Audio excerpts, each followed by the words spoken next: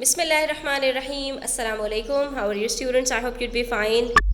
Chapter number 6 हमारे पास area of triangles है, जिसके अंदर हम ट्राइंगल का एरिया निकालना तो सीख चुके हैं।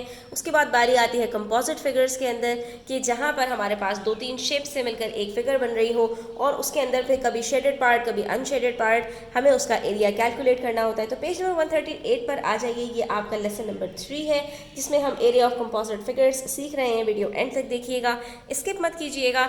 इसमें आपको ये सीखने को मिलेगा कि अगर आपके पास कोई इस तरह की कंपोजिट फिगर हो और उसके अंदर आपके पास कुछ पार्ट शेडेड हो तो उसका एरिया किस तरह से कैलकुलेट किया जाता है। ठीक है, तो स्टार्ट करते हैं और देखते हैं कि इसके अंदर हमारे पास एक अदर रेक्टेंगल मौजूद है ABCD। आप देख सकते हैं ये पूरा एक रेक्टेंगल मौजूद है, लेकिन इन्होंने हमसे कहा what is the area of the shaded part. अब शेडेड पार्ट के अंदर आप देख सकते हैं हमारे पास एक शेडेड पार्ट आ रहा है ADF ट्राइंगल, दूसरा शेडेड पार्ट आ रहा है हमारे पास AEG ट्राइंगल और तीसरा शेडेड पार्ट आ रहा है हमारे पास ट्राइंगल EBC। ठीक है, तो या तो हम ये करें कि इन तीनों ट्राइंगल्स के एरियाज अलग अलग कैलकुलेट करें और उसके बाद उन तीनों को ऐड कर लें। ठीक है, पहले ADF का निकालें, उसके बाद AEG का निकालें और उसके बाद BCE का निकालें। ठीक है, तो इसके लिए हमें ये देखना पड़ेगा कि क्या हमारे पास जो ट्राइंगल निकालने की रिक्वायरमेंट्स हैं एरिया की वो पूरी हैं, यानी तीनों ट्राइंगल्स की बेस और हाइट गिवन है। क्योंकि ट्राइंगल का एरिया हम कैसे कैलकुलेट करते हैं, half into base into height. ठीक है, तो अब अगर यहाँ पर हम देखें तो ये अगर हम इसको बेस ले लेते हैं तो ये हमारे पास हाइट हो जाएगी, या अगर इसको हम बेस ले लेते हैं तो ये हमारे पास हाइट हो जाएगी, क्योंकि ये राइट एंगल ट्राइंगल है, आप देख सकते हैं। ठीक है, और राइट एंगल ट्राइंगल के अंदर आपको बेस और हाइट की प्रॉब्लम नहीं होती। तो अगर मैं यहाँ पर इसको कैलकुलेट करना चाहूँ स्टूडेंट्स, तो क्या कैलकुलेट कर सकती हूँ? जी हाँ, बिल्कुल कर सकती हूँ, क्योंकि देखिए यहाँ पर हमें लेंथ दी है A से लेकर B तक 24 सेंटीमीटर और उसके बाद नीचे हमारे पास D से F तक नहीं है, बाकी F से लेकर G तक भी बताई है और G से C तक भी। तो ये अगर हम इन दोनों को 6 + 12 18 को 24 में से माइनस कर दें तो हमारे पास क्या बचता है? हमारे पास बचता है 6 सेंटीमीटर। इसका मतलब है कि DF की लेंथ हमें गिवन है, दैट इज 6 सेंटीमीटर। और ये जो हाइट आ रही है A से लेकर D तक, तो इसके ऑपोजिट में आप देख सकते हैं कि 15 सेंटीमीटर B से लेकर C तक की लेंथ गिवन है। तो रेक्टेंगल के अंदर जो ऑपोजिट साइड्स होती हैं वो इक्वल होती हैं, तो ये भी हमारे पास 15 सेंटीमीटर होगी। तो चलिए जनाब, यहाँ पर हमारे पास पहले ट्राइंगल का एरिया तो मालूम हो जाएगा। उसके बाद दूसरे ट्राइंगल की बारी आती है जो कि है हमारे पास AEG। तो अगर हम ये बेस ले लें स्टूडेंट्स, तो क्या इसकी हमें लेंथ गिवन है? तो जी हाँ, इसकी लेंथ भी हमें गिवन है। वजह उसकी ये है कि इन्होंने ये बिल्कुल सेंटर से लाइन ड्रॉ की है, तो ये जो हमारे पास लेंथ गिवन है 24 सेंटीमीटर, यहाँ पर ये जो इसकी बेस बनेगी ये कितनी हो जाएगी? इसकी हाफ, दैट इज 12 सेंटीमीटर। यानी कि ये दोनों ट्राइंगल्स डिवाइड हो रहे हैं 24 सेंटीमीटर की लेंथ में इक्वली। तो ये भी 12 सेंटीमीटर की बेस है, ये भी 12 सेंटीमीटर की बेस है। अब इसकी हमें हाइट की बात करनी है, तो इसकी हाइट भी हमें गिवन है, दैट इज 15 सेंटीमीटर। तो इसका भी एरिया आराम से कैलकुलेट हो जाएगा। उसके बाद बारी आती है थर्ड ट्राइंगल की। इसकी बेस हमने 12 सेंटीमीटर ऑलरेडी मालूम कर ली और हाइट भी इसकी गिवन है। तो हम आसानी के साथ भाई क्या करेंगे, तीनों ट्राइंगल्स के एरियाज को कैलकुलेट करेंगे और प्लस कर देंगे, तो हमें पता चल जाएगा कि शेडेड पार्ट का एरिया क्या है। तो जनाब, एक तरीका तो ये हो गया, हमने तीनों का एरिया अलग अलग कैलकुलेट किया। पहले का हमारे पास 45 सेंटीमीटर स्क्वायर आया और बाकी दोनों का 90 आया। तो टोटल हमारे पास यहाँ पर जो एरिया आ रहा है दैट इज़ 225 सेंटीमीटर स्क्वायर। अब एक तरीका तो ये हो गया स्टूडेंट्स, लेकिन कहीं कहीं पे प्रॉब्लम हो सकती थी हमारे पास। अगर ये वाला जो हम ट्राइंगल बना कर देते, ये हमें ना इसकी जो है वो लेंथ पता होती और ना इसकी लेंथ पता होती। अगर ये हमारे पास यहाँ पर ट्राइंगल कुछ आधे के बजाय कुछ बीच में बना देते, ठीक है, यानी यहाँ से अगर ट्राइंगल बना देते तो हम इक्वली दोनों को डिवाइड नहीं कर सकते थे।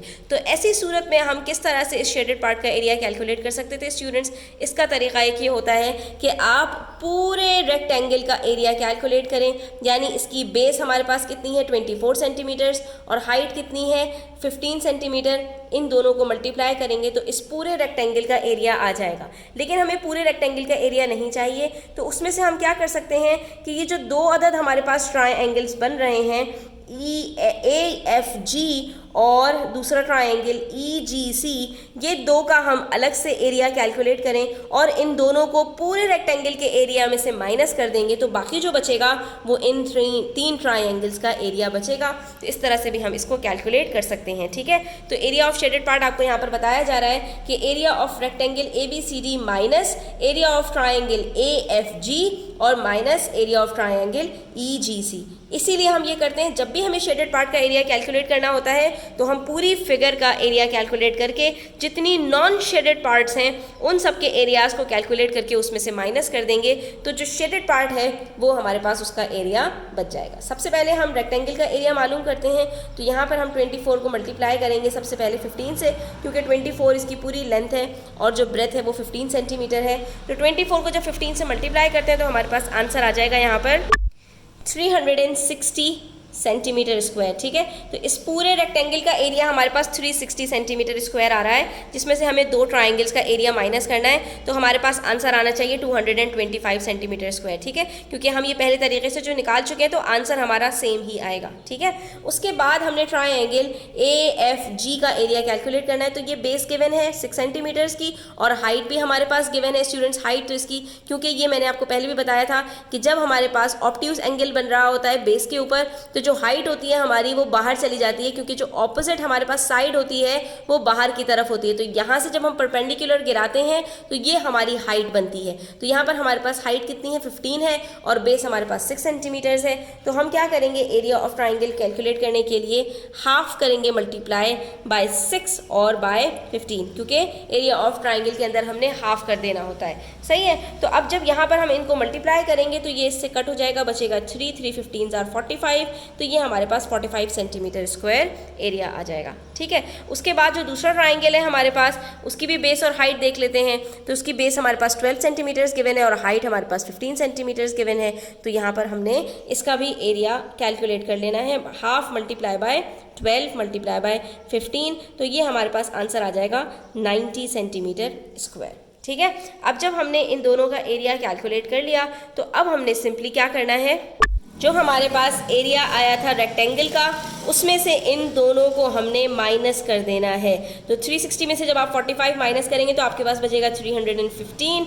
उसके बाद जब मज़ीद आप 90 माइनस करेंगे तो आपके पास आंसर आ जाएगा वही जो हमारे पास पहले मेथड से आया था, दैट इज़ 225 सेंटीमीटर स्क्वायर।